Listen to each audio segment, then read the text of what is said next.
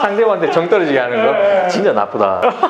어떻게 그럴 수가 있어 사람. 아니 그러니까 내가 변호를 포기하게 만들게끔 하는 거지 상대방이. 이거 자기는 좋은 사람 되고 상대방을 나쁜 사람 만드는 거잖아.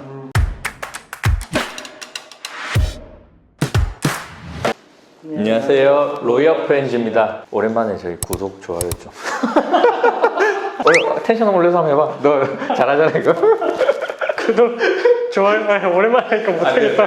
오늘은 이제 저희가 뭐 이제 어떤 주제를 좀 찍어보려고 생각했냐면, 저희가 변호사잖아요. 그럼 변호사면 일단은 이제 의뢰인들한테 사건을 맡아서 수임을 해서 사건을 진행하는데, 진행을 하다가 중간에 사임을 하는 경우가 있느냐, 어떨 때 사임을 하냐, 변호를 포기를 언제 하냐, 이거 관련해서 영상을 한번 찍어보려고 해요. 일단 두 분 변호사님들 좀 어감이 좀 이상하긴 한데, 사임한다랑 변호를 포기한다 약간 어감이 좀 다르긴 해요.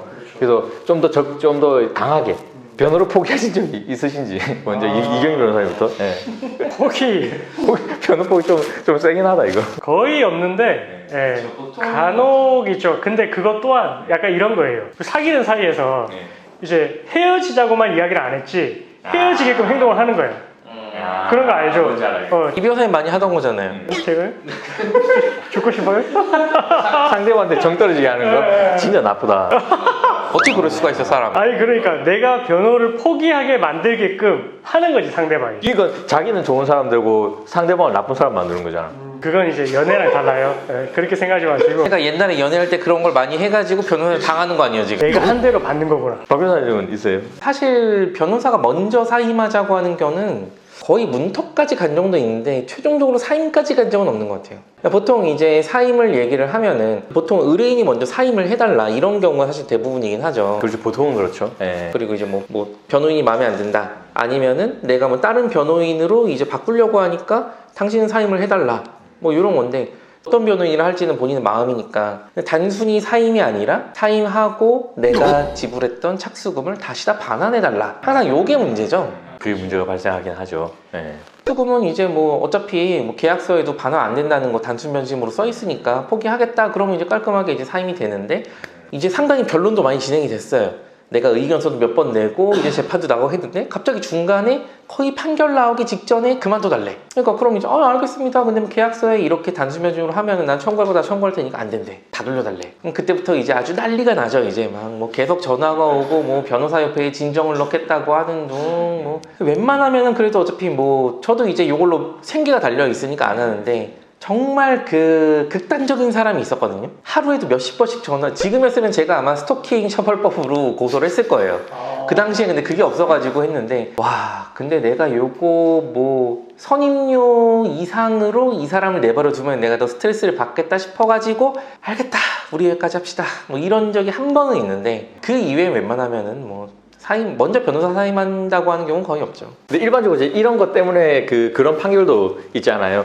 그 사건이 거의 다 무르익어가지고 판결까지 거의 직전까지 왔는데 의뢰인이 일방적으로 사임했을 때 그 판결에 따른 성공 보수는 변호사한테 줘야 된다, 이런 판결도 있긴 하거든요. 근데 변호사의 채무 자체가 결과 채무가 아니라 수단 채무거든요. 네, 맞아요. 그러니까 과정에서 이제 했던 노력들이 다 보수로 책정이 되는 거기 때문에 전부 다 돌려달라고 하는 건 좀 말이 안 되죠. 갑자기 저희가 뭐 변호 포기 하다가 갑자기 돈 얘기로 왔는데, 저는 변호 포기를 한 적이 없어요.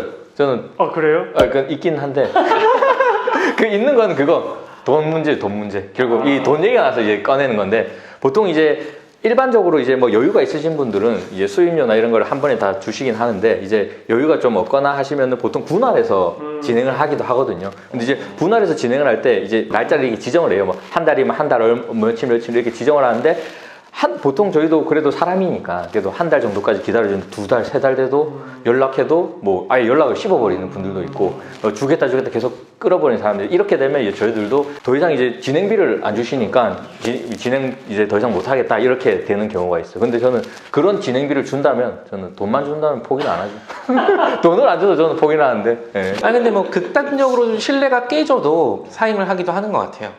신뢰 깨지는 거? 신뢰가 깨지거나 아니면은 심심이처럼 생각하는 분들도 있어요, 변호사를.